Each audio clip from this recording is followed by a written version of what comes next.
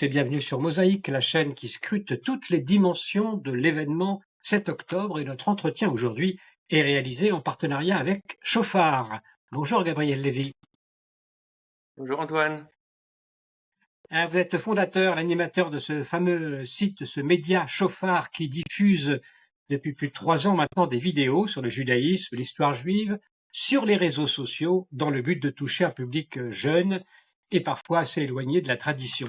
C'est un partenariat qui va permettre donc à nos auditoires respectifs de faire connaissance avec nos productions, qui sont des productions différentes quant à leur visée, mais qui sont inspirées du même souci d'éclairer les événements en cours. Alors j'imagine, Gabriel Lévy, que depuis le 7 octobre, Chauffard a changé de régime, à la fois pour la diffusion et aussi pour l'écoute.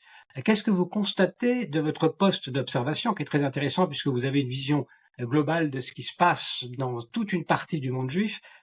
Qu'avez-vous constaté sur les réseaux sociaux donc depuis le 7 octobre? La sensation, c'est que alors que 70% des personnes qui écoutent Chauffard sont en France, l'impression c'est qu'on vibre ensemble. L'impression c'est que la douleur qu'on a vécue le 7 octobre, puis l'engagement post-7 octobre, est complètement vécu à l'unisson aussi parmi les jeunes juifs en France. Nous, on a essayé de se focaliser sur à la fois un effort pour prendre la défense d'Israël dans ce conflit, et aussi on a essayé de montrer toute la lumière et toute la bravoure, tout le don de soi, toute l'unité aussi qui se révélait justement dans cette période difficile dans le peuple. Et nos vidéos ont jamais été aussi virales. On a des vidéos qui dépassent les 400, 500 000 vues sur Facebook, Instagram, etc.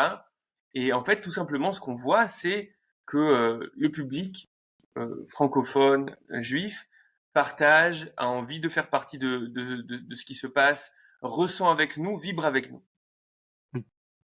Alors, vous inscrivez votre démarche dans la lignée du Rav Kook, du Maral de Prague aussi. Vous avez donné récemment une conférence sur le thème «Qu'est-ce que la période exige de nous?» Effectivement, le peuple juif, dans son ensemble, se trouve confronté de manière aiguë et parfois abrupte, comme ça, à la question de savoir quel est finalement son rôle dans l'histoire. Est-ce que vous pouvez nous donner quelques éléments de réponse à cette question? Qu'est-ce que la période exige de nous, Gabriel Lévy? Déjà, c'est un titre qui est un titre un petit peu ambitieux. Euh, mais on se doit, même si je pense que l'événement qu'on a vécu, c'est un événement qui va avoir un impact sur des générations, c'est un événement d'une ampleur et d'un impact qui est extrêmement fort et important sur le peuple juif de manière générale. Pour autant, on peut essayer de commencer à réfléchir à à comment réussir à prendre cet événement-là et le transformer en un vecteur de progression, en un vecteur de dénouer aussi beaucoup de problématiques qu'on avait dans le peuple ces derniers temps. Et pour ça, pour structurer la pensée, j'ai pensé à trois axes qu'on pourrait appeler trois alliances au sein du peuple juif.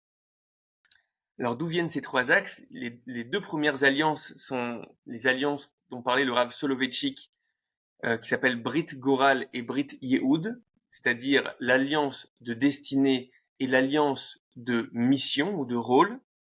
Et la troisième alliance vient d'un penseur contemporain qui s'appelle le Rav Chaim Vidal, qui parle de l'alliance du chemin.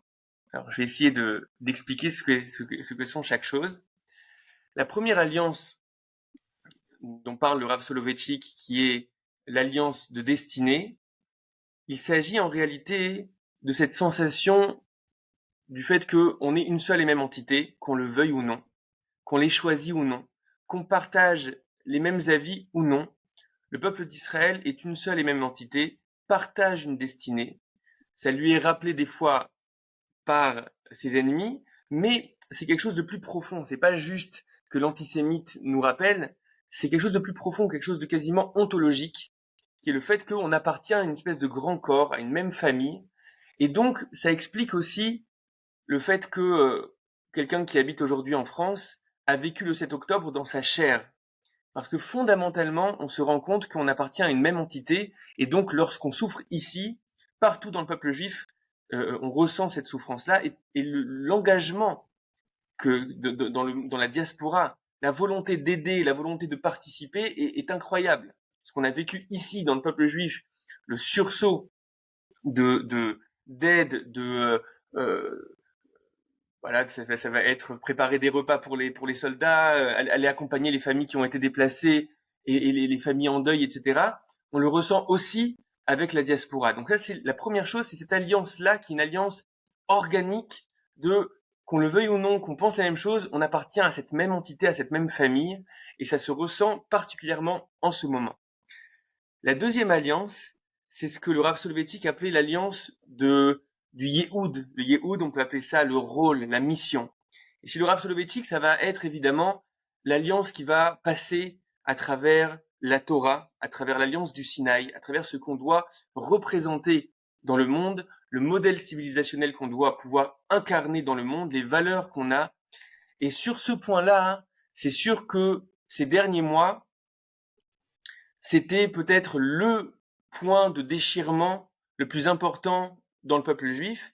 Et de manière plus générale, ces 200 dernières années, le peuple juif a un rapport qui est un rapport complexe à ses sources, à son identité, à son message, à sa pratique.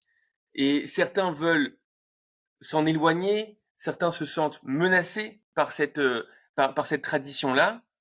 Et il y a un enjeu, à mon avis, à notre époque, d'être capable de vivre cette, cette tradition et vivre ce message, non pas comme une menace, mais comme une richesse. Et si on est capable de faire ça, ça demande un travail des deux côtés, à la fois de ceux qui sont anti, à la fois de ceux qui sont pro. Si on est capable de faire ce travail des deux côtés, alors ça apaisera énormément de tensions dans le peuple juif et on pourra peut-être embrasser l'identité juive telle qu'elle se dessine. Préciser peut-être un petit mot sur cette mission, ce rôle-là. Est-ce que vous pouvez le définir peut-être plus concrètement pour qu'on voit de quoi il s'agit? C'est de l'ordre de dire toute la Torah sur un seul pied. Euh,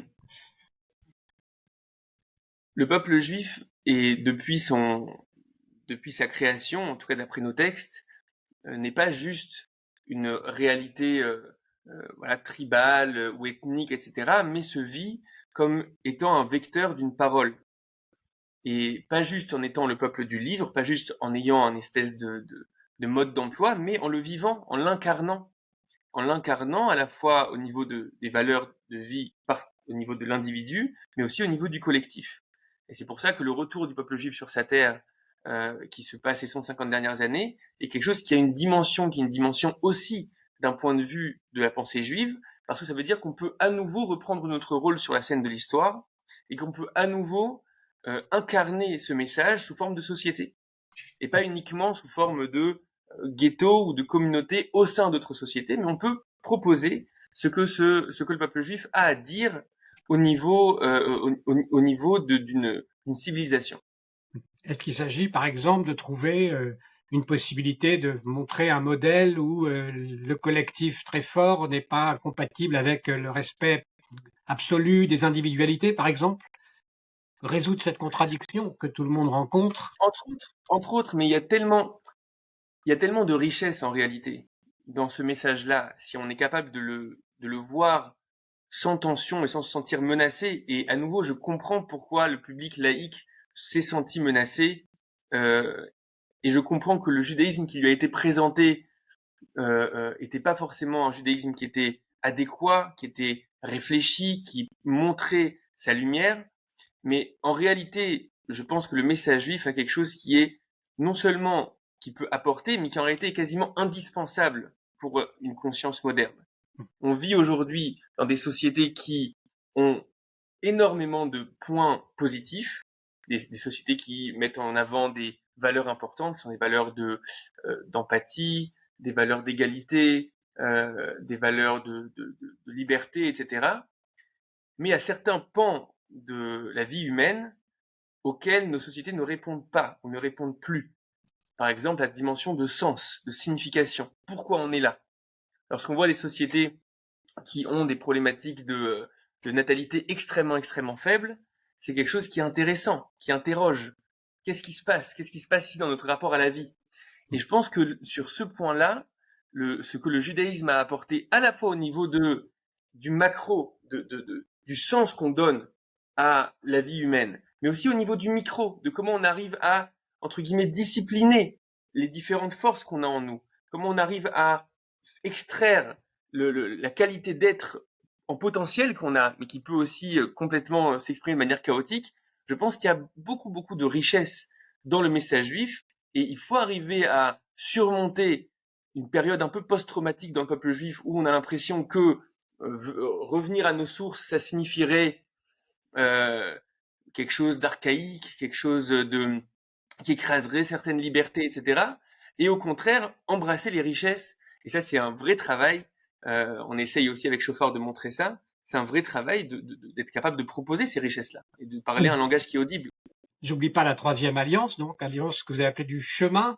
De quoi s'agit-il? Alors, l'Alliance du chemin, donc ça, c'est déjà plus dans le Rav Soloveitchik. C'est un ajout qu'a fait le Rav Chaim Vidal il y a quelques années et que je trouve très, très juste. L'Alliance du chemin, c'est le fait de dire que on est ensemble dans le même bateau, comme on a dit dans la première alliance, mais au final, il faut trouver une manière de dialoguer au sein du pluriel dans ce bateau-là. Parce que on est ensemble.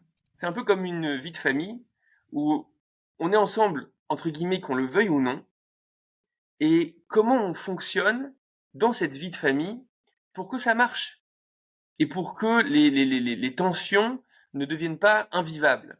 Et je pense qu'on a vécu avant le 7 octobre, et le 7 octobre marque un peu un point un switch où on n'a pas envie de revenir à ce qui s'est passé avant le 7 octobre. Avant le 7 octobre, on a vécu une très mauvaise hygiène de gestion du pluriel, où où le ton était donné par, en grande partie, à la fois les médias et à la fois le monde politique, dans une caricaturisation de l'opposant, une caricature constante de ceux qui ne sont pas comme nous et qui n'ont pas forcément le même système de valeurs, le fait de prendre ce qui nous dérange, les extrêmes dans l'autre public et en faire euh, euh, l'unique point de réflexion en fait. Et donc en fait, on est dans un discours qui est disqualifiant. Au lieu de voir le pluriel comme des avis qui sont différents et voilà, je vois qu'il y a une intuition morale chez toi, il y a une intuition morale chez moi, on essaie de voir comment ces choses-là peuvent s'équilibrer. Au final, l'autre est disqualifié. D'accord? Donc on va entendre dans un discours de gauche, en parlant de la droite, qu'on parle de fascistes, homophobes, machistes, etc. Donc on a une liste d'adjectifs disqualifiants. On va entendre à droite, en parlant de la gauche, qu'on est face à des post-sionistes, traîtres, etc. Et à chaque fois, en montrant, à travers une citation, à travers une personne particulièrement extrême dans l'autre camp, on va mettre ça en avant. En parlant, par exemple, du monde orthodoxe, on va parler de parasites ou je ne sais quoi. Donc, on va utiliser un langage qui est disqualifiant et qui, au final, ne permet pas au pluriel de fonctionner. Dans une vision, par exemple, qui est la vision du Rav Kook, mais je pense que c'est du bon sens, il y a une conception dans laquelle le pluriel qui existe dans le peuple juif a sa place et a son rôle. C'est important et c'est intéressant qu'il y ait des sensibilités morales différentes. Sauf que, et c'est à nouveau, je pense qu'il faut arriver, sauf qu'il faut être capable de passer dans un champ lexical qui est un champ lexical peut-être un petit peu plus familial. Est-ce que je suis capable d'avoir une espèce de confiance que l'autre n'est pas cette caricature, mais que l'autre est quelqu'un qui a une bonne intention, qui veut le bien pour l'homme, le peuple d'Israël, etc., et qui a une intuition un peu différente de la mienne, et je suis capable d'écouter, et parfois de pas être d'accord, je ne disqualifie pas. Ça demande, à mon avis, un switch important au niveau du monde politique. Parce que le monde politique est fondamentalement polarisant. Parce qu'il y a voter pour nous et ne votez pas surtout pour eux parce que les autres sont si problématiques que ça. Donc forcément, on va avoir un intérêt à montrer à quel point l'autre est problématique. Donc je pense que là-dessus, post 7 octobre, lorsque tout le monde se bat ensemble, c'est ce qu'on a vu, il faut qu'on garde ces images-là de personnes des colonies qui vont aller sauver des kibbutzim, ou à l'inverse, des gens comme Yair Golan, d'extrême gauche, de 60 ans, un général de 60 ans qui allait sauver des, des soldats de Yeshivot Esder et qui a combattu avec eux avec des soldats religieux, etc. Si on arrive à vivre avec cette évidence-là, on est dans le même bateau, on a des intentions qui sont des intentions qui sont bonnes, et on refuse de se polariser, de se caricaturer, alors à mon avis, on aura une possibilité de parler différemment et peut-être qu'on arrivera à arriver à cette alliance de chemin. C'est-à-dire, comment faire le chemin ensemble? Quelles sont les règles du jeu qui permettent au chemin de se faire? Alors justement, la question, évidemment, est ouverte de savoir si ce traumatisme du 7 octobre qui a eu les effets que vous avez dit va avoir véritablement changé en profondeur les états d'esprit. Bon, la question reste peut-être ouverte et l'inquiétude demeure malgré tout que tout revienne un peu comme avant. Mais est-ce qu'on a l'impression que tout ne peut pas revenir comme avant? Qu'est-ce qui va changer fondamentalement, quoi qu'il arrive, pour la société israélienne et la vie politique israélienne, Gabriel Lévy? On a beaucoup de soldats qui témoignent que lorsqu'ils sortent, donc après 40 jours où ils n'ont pas ouvert leur téléphone de Gaza, et qu'à Gaza ils se battent à côté de quelqu'un qui a fait de la yeshiva, et à côté de quelqu'un de droite, de gauche, etc. Et ils sont frères d'armes. Lorsqu'ils sortent et qu'ils ouvrent Twitter ou qu'ils ouvrent les chaînes de télé, le choc terrible de voir que on revient dans ces habitudes néfastes de, de caricature, de prendre la mauvaise expression chez l'autre et d'en faire le tout, ça va être un vrai combat. Et je pense que ça nous demande à tous de réfléchir à comment mener ce combat, comment prendre cette fraternité, cette unité qui a jailli, et comment réussir à lui donner des moyens pour reformer le discours, pour reformer le débat. Je donne un exemple parce que c'est quelque chose auquel je suis moi particulièrement sensible. J'essaye, à titre personnel, de n'écouter principalement que des formats longs, en ce qui sont, par exemple, des podcasts dans le monde politique. Et surtout pas à la télé, parce que la télé, il y a cette volonté de piéger, on va dire, confronter la personne avec, et que dites-vous sur telle personne qui s'est mal comportée dans votre camp, etc.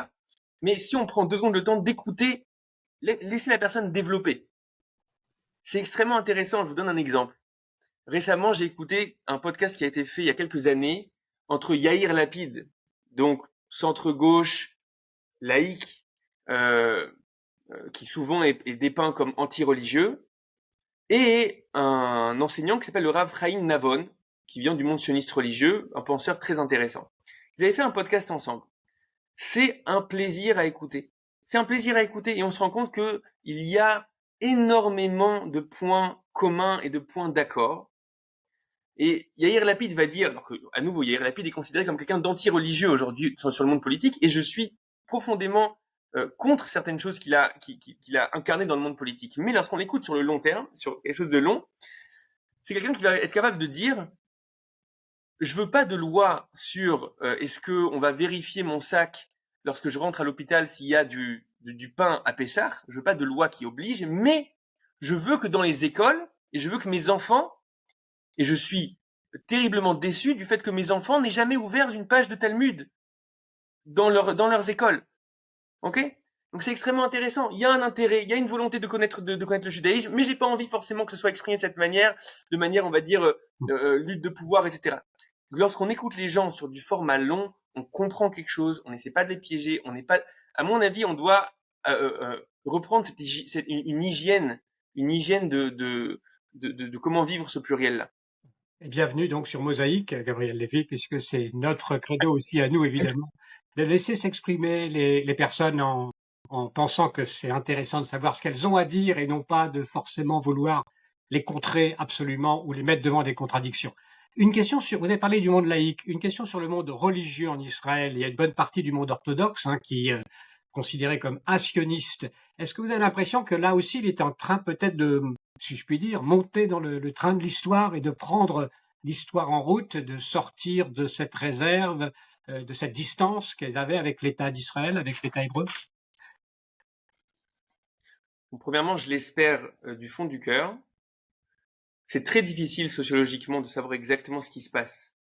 Est-ce que les voix qu'on entend sur les réseaux sociaux, est-ce que les magnifiques images de voisins ultra-orthodoxes qui vont célébrer le retour d'un soldat, etc. Est-ce que c'est une minorité? Est-ce que c'est une majorité? J'espère que c'est une majorité. Euh, la problématique qu'on a, à mon sens, c'est que on est face à des camps qui ont peur d'être changés. Et donc le monde orthodoxe, à mon avis, a extrêmement peur que, on va dire comme son image du début de l'État, où il y avait une espèce de court ritour, j'ai oublié comment on dit en français, une espèce de volonté de l'État d'Israël d'uniformiser à travers une espèce de nouvelle identité juive, mais c'est quelque chose qui est tellement plus le cas.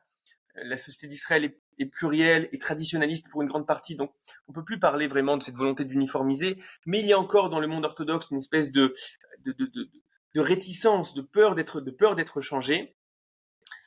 Donc si on arrive un petit peu à apaiser ça, hein, alors je pense que l'évidence du fait que on a la chance à nouveau d'exister sous forme de collectivité, on ne peut pas ne pas voir le caractère providentiel du retour du peuple juif sur sa terre, et encore plus des personnes qui pensent qu'il y a une providence dans ce monde.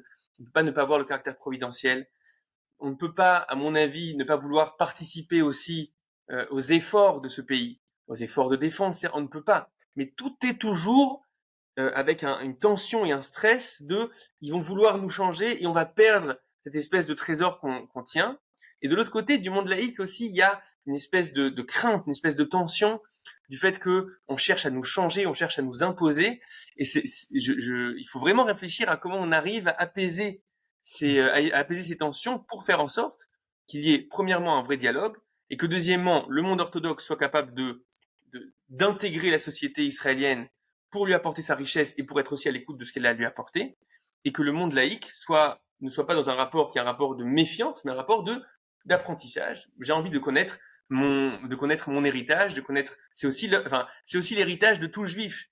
Et s'il regarde le laïc de Tel Aviv, il y a 3 ou 4 générations, son grand-père était rabbin au Yémen ou en Pologne. Donc, c'est-à-dire que au final, c'est aussi leur héritage. Il faut juste arriver à, à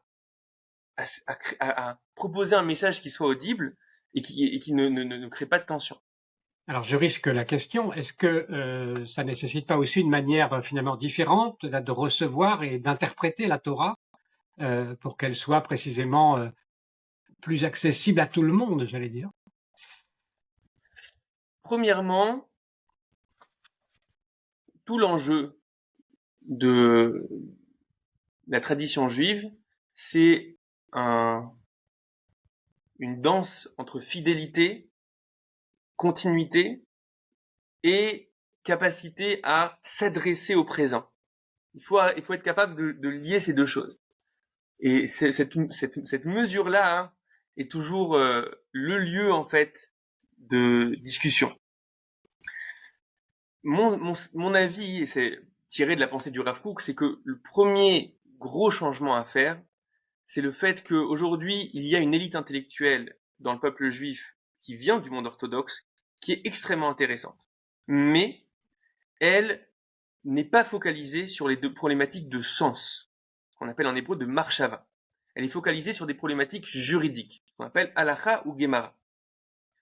Et lorsque aujourd'hui on veut être audible pour une conscience moderne, on doit être capable de parler un langage qui est un langage de sens. En quoi le judaïsme fait sens? En quoi c'est pas juste une orthopraxie? En quoi c'est pas juste quelque chose d'extrêmement compliqué avec plein de règles du jeu qu'on comprend pas? En quoi il y a quelque chose qui est parlant, qui est capable d'éclairer des zones d'ombre que l'Occident comporte, que la modernité comporte, et ça demande à des gens d'être formés là-dessus. On a des textes qui sont brillants, qui demandent à être ouverts, et c'est, on va dire, un des grands cris du Rav Kook, un des grands appels du Rav Kook, c'est que le monde des yeshivot prenne avec le même sérieux le monde de la marshava, le monde de la pensée juive, qu'il prend le monde juridique, le monde de la halacha. Si déjà on a un peuple juif qui sera capable de s'exprimer, de dire qu'est-ce qu'il a dans le ventre, de parler un langage de sens, on aura déjà fait un grand travail et c'est un vrai changement des mentalités. Une dernière question, Gabriel Lévy. Justement, ce travail sur le sens, est-ce que ce n'est pas aussi la possibilité pour Israël de modifier sa relation aux nations, finalement? La place d'Israël parmi les nations, est-ce qu'elle ne sera pas différente après le 7 octobre, notamment précisément sur cet apport de sens qui est un apport universel? Les processus sont très longs. On est un peuple patient, on est un vieux peuple, donc les processus sont longs. Je pense pas qu'après le 7 octobre, d'un coup, le peuple juif va rentrer dans son rôle de lumière pour les peuples, etc. Déjà, il y a beaucoup de changements qui se passent, qui vont naître en interne, des changements d'unité, des changements peut-être de volonté de connaître un petit peu plus ce que signifie faire partie de ce peuple d'Israël. Et il faut espérer que peut-être qu'après, on aura quelque chose à dire aux nations. Je pense qu'il y a quelque chose qui s'est passé dans le rapport aux nations depuis le 7 octobre, qui est parfois une espèce un peu de solitude pour beaucoup de personnes en diaspora qui ne comprennent pas comment on ne peut pas voir le contraste si flagrant entre une barbarie qui massacre et de l'autre côté entre un pays qui se défend, essaye de se défendre, etc. C'est à s'arracher les cheveux parfois.